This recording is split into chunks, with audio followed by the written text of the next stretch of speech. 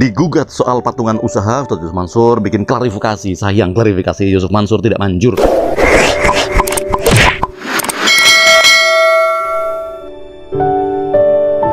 Lagi-lagi soal beliau Ustadz Yusuf Mansur. Sebenarnya capek membahas terus soal beliau Ustadz Yusuf Mansur. Kalau yang bahasnya saja capek, kalau yang cuma ngikutin perkembangan beritanya saja ikut-ikutan capek lah, kalau penontonnya saja capek, apalagi mereka para pemainnya, apalagi mereka yang berkepentingan, apalagi mereka dua pihak yang berlibat, apalagi dua pihak mereka yang berseteru, baik dari pihaknya Ustadz Yusuf Mansur maupun pihak yang mengklaim dirinya sebagai korban investasi penipuan patungan usaha apartemen dan hotel haji dan umroh, Hotel City dan Kondontel Moya Vidi yang digagas Ustadz Yusuf Mansur 10 tahun yang lalu.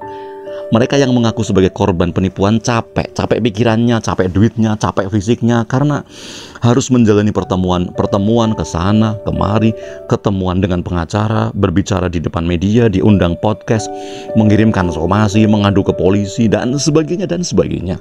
Jangan kira mereka tidak capek, mereka bahkan sangat capek lantaran terlalu kepikiran tentang uangnya, tentang nasib bisnisnya, tentang modalnya yang hilang, tentang bisnis investasi yang diikutinya, tentang capek juga mereka dengan harus sampai menaikkan urusan dari sekedar somasi lalu meningkat naik ke pengaduan ke polisi dan bahkan maju ke meja hijau atau pengadilan. Ustadz Yusuf Mansur sendiri pun juga pasti sangat capek diberitakan, capek diperbincangkan, capek dipergunjingkan, capek jadi omongan, capek dengan media yang memburunya untuk wawancara. Makanya mungkin juga karena capeknya pula kemarin Ustadz Yusuf Mansur sampai-sampai membuat statement yang meluap-luap, keras, kesal, dan cenderung emosional walaupun cuma dituliskan dalam portal atau kanal Instagram. Kalimat yang ditulis oleh Ustadz Yusuf Mansur di Instagramnya ketika itu adalah nggak usah wawancara, kutip saja semua tulisan saya ini di Instagram saya ini Yusuf Mansur @new, kemudian tinggalkan kode etik jurnalistik, tidak usahlah pakai kode etik jurnalistik untuk permasalahan saya, bebas semua ngomong, begitu kata UYM kesal. Itu omongan yang sudah tidak lagi bunek pikirannya, itu udah bulet, nggak keruan, yang capek pikirannya ya bercampur dengan capek pikiran dengan capek badan. Lebih capek lagi lantaran Ustadz Yusuf Mansur juga habis perjalanan jauh dari luar negeri. Ustadz Yusuf Mansur dan sejumlah asatidz para ustadz Darul Quran itu baru saja kembali dari dua negara, dari negara Mesir dan negara Uni Emirat Arab, wabil khusus dari Kairo dan Dubai, bersama rombongan Dewan Masjid Indonesia dan Perhimpunan Pesantren Mu'addalah. So pasti capek banget, dan mungkin karena faktor capek yang bertumpuk-tumpuk itulah UYM kemudian meluap-luap hingga kesal dengan membuat unggahan yang jika dibaca kerasa sekali ungkapan kekesalannya, bahkan emosionalnya atau amarahnya. Lantaran ramai diberitakan menjadi konten di kanal YouTube, diberitakan di media massa, baik media massa cetak seperti koran maupun media massa elektronik seperti televisi. Kalau medsos mah jangan dibilang lagi. Medsos itu jangan ditanya. Berita tentang UYM itu selalu banjir, dan banjir berita negatif, dan banjir juga konten sumir atau miring, baik yang fakta artinya nyata maupun yang asal-asalan saja tanpa fakta, apalagi diiringi dengan data. Nah, melihat kenyataan bahwa dirinya diserang di berbagai pemberitaan, dan tentu juga karena serangan secara hukum atau pada jalur hukum berupa pengaduan ke polisi dan pengadilan, Ustadz Yusuf Mansur lalu kemudian mulai bergerak. UYM tentu mendengar sendiri saat tersiar kabar dirinya digugat oleh puluhan orang, jumlahnya 12 orang secara perdata, dan gugatan itu sendiri sudah masuk ke ruang pengadilan negeri Tangerang. Dan gugatan itu sudah diterima dan masuk ke pengadilan negeri Tangerang, yang dulu pengadilan negeri Tangerang itu juga pernah menyidangkan kasusnya hampir 2 tahun yang lalu, Januari 2020. Gugatan kepada Ustadz Yusuf Mansur seperti ramai di media, tidak lain apalagi kalau bukan soal bisnis investasi bernama patungan usaha yang sedari dulu sudah disuarakan, diramaikan, dan dituntutkan para korban. Gugatan korban penipuan kepada tergugat UYM masuk pada hari Kamis yang lalu, sekitar sepekan atau 10 hari yang lalu, tepatnya pada tanggal 9 Desember 2021. Gugatan itu masuk dan terdaftar di Pengadilan Negeri Tangerang, dan pada pengaduan kali ini, karena Ustadz Yusuf Mansur dulu pernah digugat beberapa waktu yang lalu, Ustadz Yusuf Mansur pada gugatan kali ini ngeri sekali, digugat oleh 12 orang yang mengaku sebagai korban penipuan investasi Ustadz Yusuf Mansur yang mereka itu berasal dari berbagai daerah. Gugatan ini dilayangkan agar yang bersangkutan dalam hal ini Ustadz Yusuf Mansur bisa melakukan suatu kewajiban yang dulu pernah dijanjikan, baik itu dijanjikan melalui media televisi maupun yang tertuang dalam surat sertifikasi, semacam surat bukti dalam hal ini masalah patungan usaha. Proses persidangan di Pengadilan Negeri Tangerang diharapkan bisa berlangsung lancar, berjalan lancar, dan korban atau penggugat dalam hal ini korban penipuan sebanyak 12 orang dari berbagai daerah itu melalui pengacara atau kuasa hukumnya berharap agar tuntutan mereka bisa dikabulkan Majelis Hakim Pengadilan Negeri Tangerang. Mereka, para penggugat sebanyak 12 orang itu menggugat secara perdata Ustadz Yusuf Mansur terkait patungan usaha yang dulu ditawarkan oleh Ustadz Yusuf Mansur dalam rangka bisnis properti dengan modal patungan bersama untuk membangun Hotel City di Tangerang dalam kurun waktu sekitar tahun 2013-2014. Namun 12 korban itu mengaku bahwa hingga saat ini usaha tersebut itu dianggap tidak ada kejelasan, tidak ada kabar dari pemilik usaha investasi yaitu Ustadz Yusuf Mansur. Ustadz Yusuf Mansur yang ramai dan banyak dihubungi media pada awalnya enggan atau kurang tertarik untuk menanggapi. Bahkan dengan tegas-tegas ia menolak wawancara.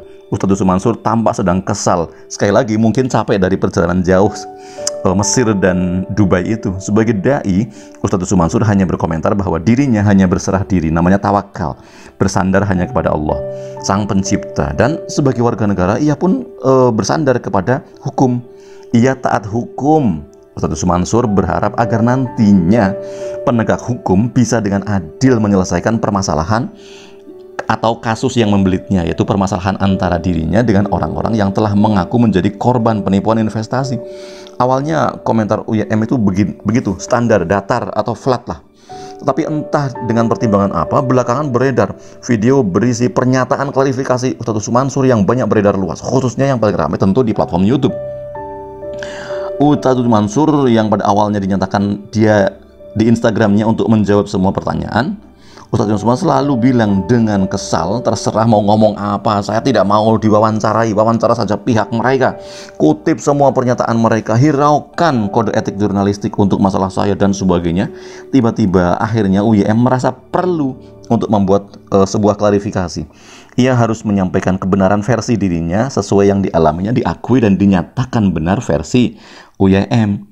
Kalau sekarang ada yang mau mempermasalahkan lagi ke polisi, ya silahkan aja lah, nggak usah datang ke rumah, buktiin di sana. Begitu kata Ustadz Yusuf Mansur dalam Instagramnya. Persoalan ini sudah saya sampaikan, tapi nggak rame kalau kebenaran. Nah, kalau yang buruk pasti ramai. Mudah-mudahan tidak mengurangi pahala dan kebaikan siapapun dari beliau, dari saya dan semua yang terlibat. Begitu katanya. Ustadz Yusuf Mansur menilai permasalahan yang sedang menimpa dirinya, tuduhan yang sedang dialamatkan kepada dirinya, hanyalah sebuah kesalahpahaman saja, salah paham saja. Toh dari patungan usaha itu, ia mengaku, ini penjelasannya Yusuf Mansur mengaku bahwa dirinya sudah mengembalikan 2.500 dana umat yang pernah ikut dalam patungan usaha tersebut. Yang ikut dana patungan itu mencapai ribuan, hampir 3.000 orang. Dari ribuan orang itu hampir secara keseluruhan sudah dikembalikan dananya, uangnya, sejumlah nominal yang diinvestasikan. Bahkan menurut pengakuan Ustadz Mansur itu sudah ditambah dengan hak setahun 8% royalti atau keuntungan atau bagi hasil. Yusuf Mansur membantah bahwa dirinya telah mencuri atau menjadi maling dalam usaha patungan usaha itu, dalam usaha patungan umat itu, dalam penghimpunan dana umat itu. Ustadz Yusuf Mansur tidak terima jika disebut telah menipu umat. Yusuf Mansur lalu mengatakan bahwa ada 2.900 orang ikut patungan usaha di tahun 2012.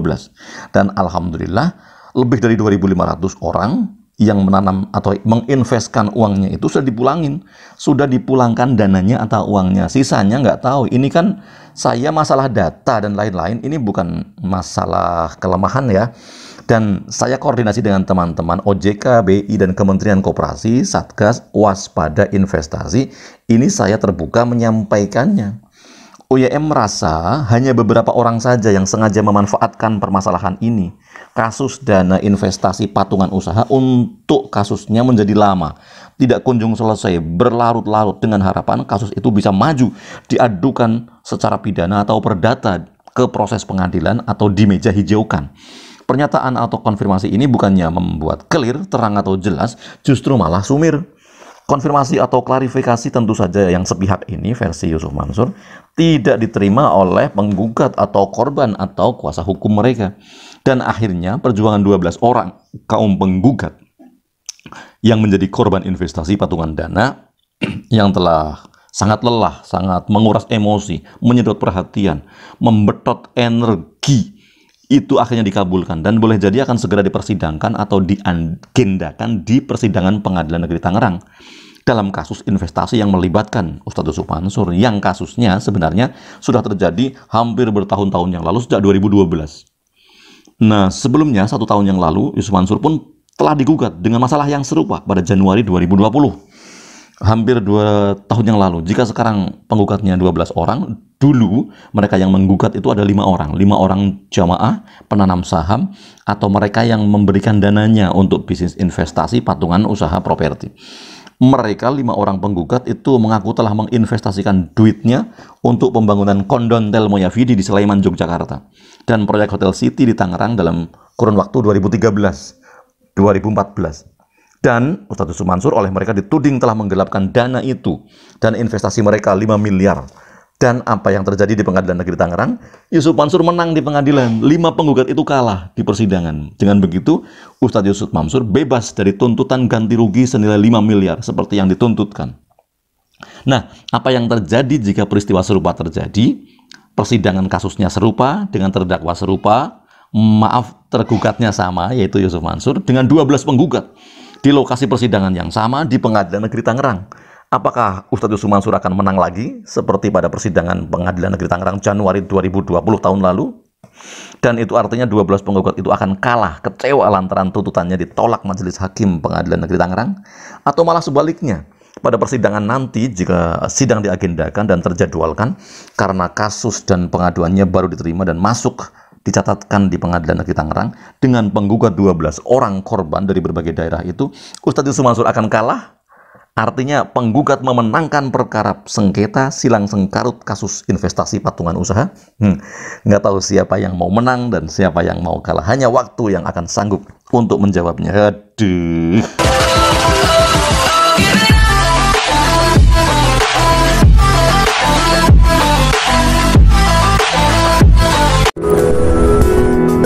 Terima kasih teman-teman yang sudah menonton video ini. Jangan lupa klik tombol subscribe. Dan jika kalian suka video ini, angkat jempol kalian. And see you.